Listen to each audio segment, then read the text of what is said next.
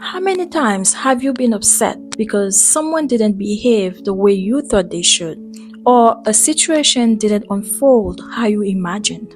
It happens all the time and it's exhausting. That's why one of the most liberating things you can do for yourself is to lower your expectations to zero. Now, I'm not saying you should give up on life or settle for less. This is not abandoning your goals or letting go of standards where they matter. It's more like cutting yourself loose from the unnecessary weight of expecting everything and everyone to align with your personal blueprint for how things should be. Because let's face it, life rarely goes according to plan, and people often don't act the way we think they will or should.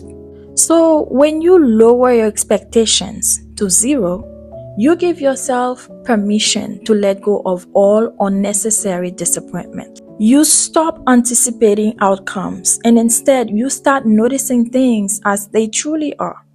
You experience life without the constant interference of your own assumptions. And to me, that's a game changer. Because now you're not living in a mental tug of war between what you hoped would happen and what actually did.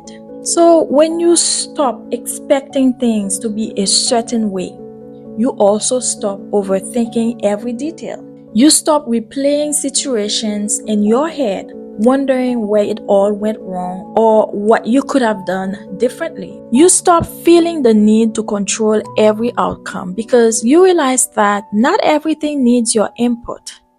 Not everything needs to be fixed or forced into alignment with your desires. Instead, you start to see life for what it is really: raw, unfiltered, and often imperfect. And in that imperfection, you start to find peace. You begin to appreciate the little things you might have overlooked before, like the way the sunlight hits your coffee cup in the morning, or the sound of laughter from a nearby conversation. These small, often mundane moments become little pockets of joy when you're not constantly preoccupied with how things should be. And trust me, this simple shift is very powerful because it changes the way you interact with people. When you let go of expectations, you stop projecting your ideas of how someone should behave onto them. You stop resenting them for not meeting your invisible checklist of how they should act. Instead, you start accepting them as they are, flaws, habits, and all. And this kind of acceptance transforms your relationships. People feel freer around you because they don't sense the weight of your unspoken expectations. But I think the most significant change is the way you begin to feel about yourself.